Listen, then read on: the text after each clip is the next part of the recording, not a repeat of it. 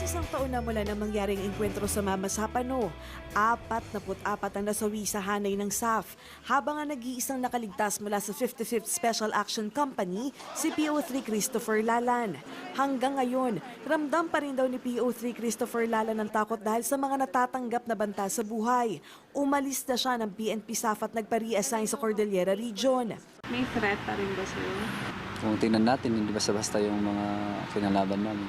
Gusto ko lang na mas malapit ako sa pamilya ko.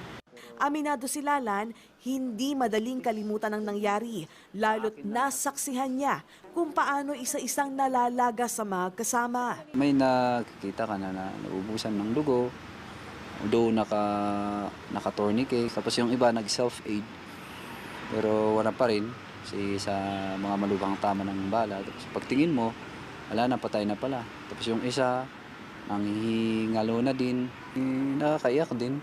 Tapos yung mga ganun na instances na kapatid mo sila, tapos sa isang iglap lang mawala sila, and andun ka sa situation na wala kang magawa. Hindi tuloy maiwasan ni Lalan na mag-isip kung bakit siya nakaligtas. Kung minsan nga isipin mo na masama sana ako, pero alam ko naman na there's a purpose. And that purpose is something that I have to discover kung bakit ako nabuhay. Sa Cordillera Region na rin ang ka-assign ng isa pang survivor na itinago natin sa pangalang Kurt. Isa siya sa mga nakaligtas sa 84th Seaborn na nagsilbing assault team para makuha ang teroristang si Marwan. Yung mga kasama ko may nagsasalita na nakatanong kung nasaan yung reinforcement. Yung time talaga na parang wala na kaming pag-asa ba. Yung na-corner na kami. Lumaban pa rin ang lumaban. Hanggang hindi naman nakalapit yung kalaban sa amin. Pero unti-unti na raw siyang nakakabangon mula sa bangungot na yon. Masaya rin naman siguro na. Dahil kahit isang taon nang nakalipas, naalala pa rin yung mga nagawa ng mga kasama namin. Wala naman daw sama ng loob sa Pangulo sina Lalan at Kurt. Suportado rin nila ang muling pag-iimbestiga ng Senado sa engkwentro. Naipit man sa bakbakan na gawa pang kuna ng video ng isa sa mga nakaligtas na SAF Commando ang engkwentro sa Mama Sapano. Sa video, makikitang buhay pa ang mga miyembro ng 84th Seaborn bago magtanghali. Halos hating gabi na raw sila na-rescue. Live mula sa Quezon City, may exclusive report si Marisol Abduraman. Marisol? Jessica, itong SAF Commando nga na nagbigay sa atin ng video, kasama mismo ito doon sa 13 tao na pumasok mismo sa compound ni Marwan. At ipinakita nga niya sa atin, base na rin sa kanyang video, nakuha niya mismo ang kanilang naging posisyon matapos silang mag-withdraw around 4:30 AM na ng madaling araw na yon, at hanggang nga nagkaroon na ng intense firefight bandang 4:30 hanggang alas 5 ng hapon. January 25, 2015, Barangay Pitsandawan, Mama Sapano, Maguindanao. Time, 11:30 AM. Encounter with the MLF. Sa video na ito na ibinigay ng isang SAF Commando na bahagi ng 84th Seaborn, ang assault team na nakapatay at lumusob sa kuta ng teroristang si Marwan, buhay pa ang lahat ng 38 na miyembro ng 84th Seaborn. Sabi ng SAF trooper na nagbigay ng video, alas 11:30 na ng umaga ang kuha niyang ito. Sa video, makikitang nakadapa sila, hawak ang kanilang mga armas. Dito sa sagingan na ito raw sila nanatili matapos mag-withdraw sa kubo ni Marwan. Nagdesisyon daw ang SAF trooper na ito na magpa-interview, pero hiling ng SAF trooper takpan ang kanyang mukha at huwag siyang pangalanan para na rin sa seguridad niya at ng kanyang pamilya. Ang Plan Exodus is mission accomplished kami dyan, and then I salute General Lapeñas. Kasi nakuha namin ang Osama Bin Laden ng Southeast Asia, si Marwan. Noong mga oras daw na kinukunan niya ang video, alam nilang napapaligiran sila ng daang-daang armadong kalaban. Kaya ingat na ingat daw silang gumalaw at pilit nagkubli. Sa dami at sa pwesto raw ng mga kalaban, siguradong mauubos sila agad-agad. Alam namin yung palapit na sila sa amin, kaya nakahanda kami sa posibleng pag-atake nila sa amin. Kaya gusto man daw nilang tulungan ang 36th Commando ng 55th Special Action Company na halos 500 metro lang daw ang layo sa kanila, hindi nila nagawa. Pinilit namin silang tulungan. Nakadikit kami sa kanila ng mga 500 metro na lamang. Pero masyado malakas ang mga kalaban. Alas 5 ra ng umaga ng araw na yon, nag-umpisa na ang putukan. Pero bandang alas 4 ng hapon hanggang alas 5 ng hapon, mas tumindi pa ang putukan. Dito na raw, isa-isang tinamaan, tumumba at namatay ang mga kasama niya sa 84th Seaboard. Sa katapusan, 9 sa kanilang napatay habang 14 ang nasugatan. Minomortar nila kami. So hindi na kami nagpumilit na ituloy kasi baka mas lalong maraming madisgrasya sa amin. Hindi namin iiwan yung mga bangkay ng mga kasamahan namin kahit anong mangyari para maprotektahan namin sila. Sa kagustuhang ma-record daw ang pangyayari, isinilid niya sa damit niya ang cellphone at na-record ang barilan.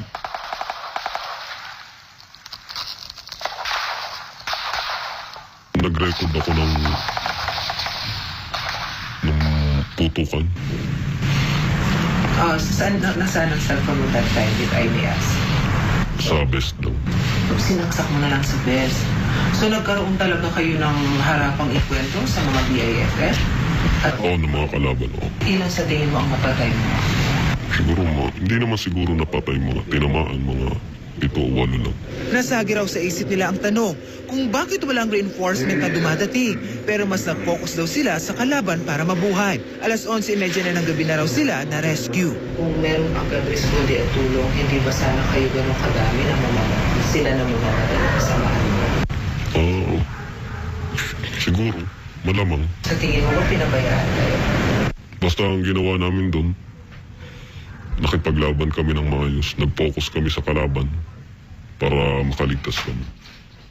Jessica, tulad ng mga kaanak nga ng mga SAF-44 na namatay nga sa engkwentro, panalangin din itong mga nakasurvive nga na sana lumabas ang katotohanan at nawa daw sana ay hindi maging useless ang kabayanihan ng kanilang kasamahan at manatili sana sila sa ating mga dasal. Jessica?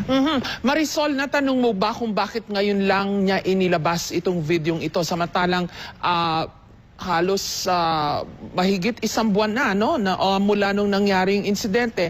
And there was a time na may mga nakikita rin tayo mga video nung nangyaring enkwentro. Yun nga lang, ito yung mga in-upload nung mga naka-enkwentro ng SAF-44. Bakit ngayon lang niya inilabas ito? Jessica, yung mga lumabas sa mga naunang video ay video ito ng kalaban at doon nga nila pinakita kung paano nila brutally pinatay itong mga SAF Commando. Ang totoo niyan, Ma'am Jess, talagang medyo matagal na panahon talaga natin itong inabangan. Ang tagal ng panahon bago natin talaga siya napao at na-convince dahil ng mga time na yun, Ma'am Jess, nasa Philippine General Hospital sila, kasalukuyan ng papagaling, sumasailalim sila ng mga series of psychological tests, evaluation at tiniyak talaga na okay na ang kanilang kondisyon, hindi lamang physically, kundi mentally, emotionally. Kaya medyo it takes time. Tapos itong nagkakaroon na daw ng linaw at palabas na raw ang resulta ng BOI at nagkaroon ng mga Senate inquiry, naisipan niyang baka this is the right time na para maipalabas. Hindi naman daw ibig sabihin na meron siyang gustong i-preempt, pero this time, ready na siya at willing na siya talagang magpakita ng mismong kanyang kuha at magsalita na rin.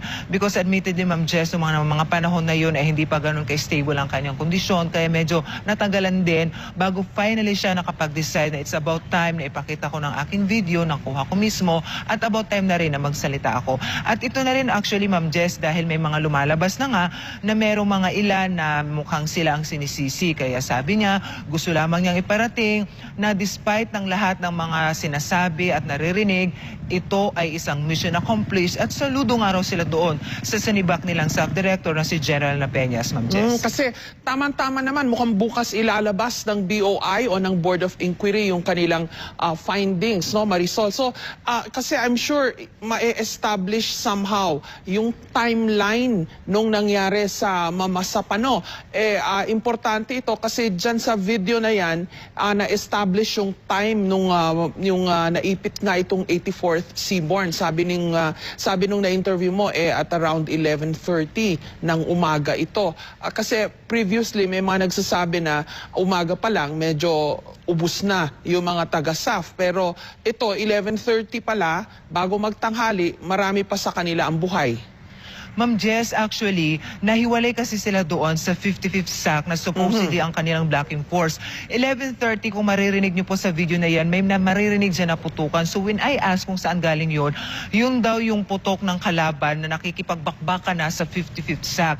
Wala naman daw silang idea. Actually, hindi nila nakita actual kung may mga tumumba na ng mga oras na yun. But they were that confident na nung mga oras na yun ay talagang nakikipagbakbakan pa. Buhay pa dahil 500 meters away lang sila. It's just that hindi na raw talaga sila makapenetrate sa lalakas na mga firearms na ginagamit nila at minumortar sila. Dahil siya man ang paniniwala niya sa sarili nilang grupo, 5 p.m. na raw sila nalagasan at mga bandang ganong oras na rin ang paniwala nila na namatay din ang mga kasama nila sa 55th SAC, Ma'am Jess.